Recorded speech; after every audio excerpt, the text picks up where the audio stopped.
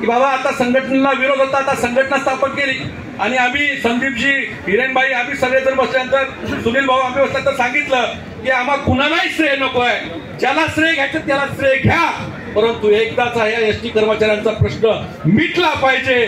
श्रेयापेक्षा कामगारांची लढाई जिंकण्याची गरज आहे. आणि म्हणून पडळकर असेल, सदावर्तेकडे सुद्धा आम्ही निरोप दिला होता की बाबा ये, तुला घ्यायचे तर तू तर एकदा कामगारांची वाट लावलायस, परंतु याच्या पलीकडे जाऊन सुद्धा आम्ही या सगळ्या सुद्धा परिस्थितीमध्ये केवळ कामगारांचा जर हक्क मिळवायचा असेल तर आमच्या सगळ्या संघटनांच्या आहुती द्यायला तयार आहोत, परंतु कामगारांच्या हितामध्ये राजकारण होता कामा नये. परंतु जाणीवपूर्वक सरकारच्या सुपारी फादर लोकांनी यावेळेस या आंदोलनामध्ये सहभाग न घेण्याचा प्रयत्न केला, सहभाग न होण्याचा निर्णय घेतला गेला. एका संघटनेने, सत्ताधारी संघटने एकदा आली सोबत, त्याच्यावर चर्चा करताना आम्ही बऱ्याचदा बोललो की बाबा जेव्हा काँग्रेसचं काम करत असताना, काँग्रेस पक्षाचं सरकार असताना जेव्हा आंदोलन करायची तेव्हा आम्ही सुद्धा पक्षाला सांगायचो की आमचा प्रश्न हा आमच्या लेवलचा आहे, तिथे आम्ही आंदोलन करणारच आणि आमच्या लेवलवरचा निर्णय तो आम्ही घेणार. तुम्हाला तसा घ्यावा लागेल आणि नाहीतर अन्यथा वेळेत तुम्ही माघार घेतलात तर बरोबर नाहीये, चुकीचा मेसेज जाईल आणि जे घडायचं ते शेवटी झालं. अशा पद्धतीनं फूट पाडण्याचा प्रयत्न केला जातो. आणि म्हणून आता येणाऱ्या काळामध्ये जर कामगार चळवळ जिवंत ठेवायचं असेल, कामगारांना न्याय हक्क मिळवायचा असेल तर एक संदेश जाणं गरजेचं आहे की आता ही शेवटची लढाई आपल्याला लढावं लागणार. कारण की या 2 वर्षामध्ये आता हे नवीन सरकार आलंय, आपल्याला माहित आहे की जो गॅप भरतो म्हणून हा आरामखोर सदावर्तेंनी सांगितलं, तो गॅप भरणारा सदावर्ते गेल्या 2 वर्षात बँक सुद्धा लुटतोय, बँक ताब्यात घेतली आहे, बँकेचे 3, 13, 9, 18 करून टाकलेत. आणि अशा सगळ्या परिस्थितीमध्ये आज बँकेची दयनीय अवस्था झाली आहे. आज एसटी कर्मचाऱ्यांच्या प्रश्नावर बोलायला तयार नाहीये. कोर्टातून ते 22 पानं कुठले तर हरवलेले, ते अजून 2 वर्ष झाले भेटलेले नाहीयेत. त्याच्यानंतर त्याच्या विलीनीकरणाचा निर्णय झालेला आहे. तो 7वा वेतन आयोग, त्याची बायको सांगत होती, ती कुठेतरी अमरावतीमध्ये एक व्हिडिओ बघितला की वो 7वां वेतन आयोग का सब हो गया है और एमडी ऑफिस में वो सब फाइल आ गया है और आप मिलने वाला है.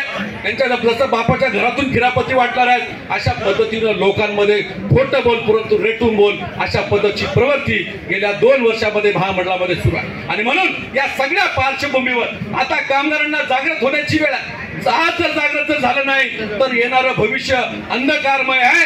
कारण या सगळ्या बाजारभुंगी आणि हरामखोरांच्या जीवावर सरकारला असं वाटतंय की या एसटी महामंडळातली कामगार चळवळ अत्यंत नस्तनाबूत झाली आहे की काय, ही कामगार चळवळ आता थंडावली की काय. आणि म्हणून यांच्या प्रश्नाकडे गांभीर्याने बघण्याची गरज नाही. कारण मागच्या 2 वर्षामध्ये जे अनेक आंदोलनं झाली, किंवा अनेक चर्चा झाल्या, त्या चर्चामध्ये मुख्यमंत्र्याबरोबर चर्चा होत नाही, कुणातरी एका मंत्र्याला चर्चेला पाठवलं जातं, कुणाबरोबर तर चर्चा करून घडून आम्ही मुख्यमंत्र्याकडे पोहोचू, मुख्यमंत्र्यांबरोबर चर्चा करू आणि मार्ग काढू, मार्ग निघेल अशा पद्धतीचे गोळचट बोलून केवळ आश्वासन देण्याचं काम गेल्या वर्षभरामध्ये चालू आहे.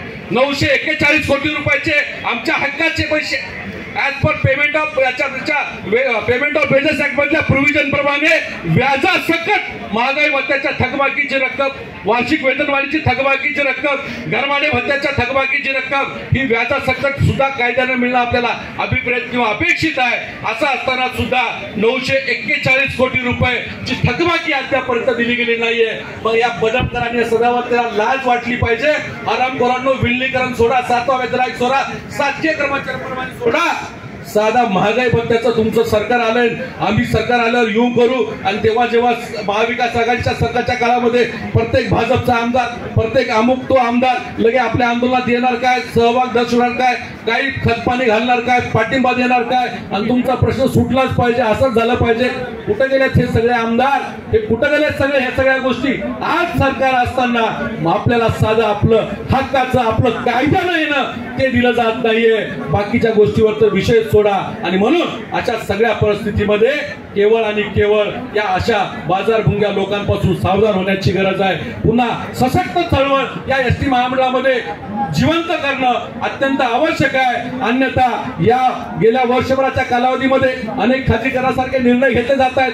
वेगवेगळ्या माध्यमातून महामंडळाला पोखरण्याचं काम सुरू केलेलं आहे. महामंडळाच्या जागेवर यांचा डोळा आहे. मी ऐकतो ताटे साहेबांच्या काळापासून की एसटीचं खाजगीकरण होणार आहे, खाजगीकरण होणार आहे, जे भूत आपल्या डोक्यावर घातलेलं होतं. परंतु आता एक वेगळ्या स्ट्रॅटेजीच्या माध्यमातून या महामंडळामध्ये वेगळ्या पद्धतीनं या खाजगीकरणाचं वेगळं स्ट्रॅटेजिकल काम सुरू झालेलं आहे. त्याच्यामध्ये अनेक आर्थिक व्यवहार सुरू झालेले आहेत आणि म्हणून मग ज्या पद्धतीने इलेक्ट्रिक गाड्या बाहेरून आणायच्या, ड्रायव्हर बाहेरचा राहील, त्याचा जो मेंटेनन्स आहे तो बाहेरचा राहणार आहे. आणि त्याच्याबरोबर गेल्या 40 वर्षामध्ये महामंडळाच्या गाड्यांची संख्या ही 18,500 इतकी संख्या होती, आज ती 13,500वर पोहोचलेली आहे. म्हणजे गाड्याची संख्या आज कमी झालेली आहे. आज कर्मचाऱ्यांची संख्या 1,03,000वरून 88,000 कर्मचारी झालेले आहेत. अशा पद्धतीनं हळूहळू या महामंडळाला क्षीण करण्याचं काम, या महामंडळाला कसं कमी करता येईल असा प्रयत्न सरकारच्या माध्यमातून सुरू झालेला आहे. आपल्या बाजूचं मध्य प्रदेश राज्य आहे, तिथे आज एसटी नाहीच झालेली आहे. तशी परिस्थिती पुन्हा एसटी या महाराष्ट्रामध्ये छत्रपती शिवाजी महाराज, फुले शाहू आंबेडकरांच्या महाराष्ट्रामध्ये होती की काय, अशा परिस्थिती आपल्या समोर उभी आहे. आणि अशा परिस्थितीमध्ये जर आपण लढलो नाही, आपण या परिस्थितीमध्ये जर आपण भिडलो नाही आणि या सरकारला जर यांची जागा दाखवली नाही, तर येणारी पिढी, येणारं आपल्या भविष्यातले लोक आपल्याला माफ करणार नाहीत. याची जाणीव, याची खुणगाट आपण आपल्या मनाशी बांधण्याची गरज आहे. कारण येणारा काळ अत्यंत बिकट आहे, अत्यंत बिकट परिस्थिती आहे. आणि म्हणून या सगळ्या पार्श्वभूमीवर कुठलाही राजकारण मनामध्ये न आणता सर्व संघटना म्हणून या सगळ्या पार्श्वभूमीवर आम्ही एकत्र आलेलो आहे. एकच भूमिका आहे की ज्याचे त्याचे झेंडे जे आहेत, एकदा का शासकीय कर्मचाऱ्यांप्रमाणे वेतन मिळालं की त्याचा झेंडा घेऊन जो तो कामाला लागेल.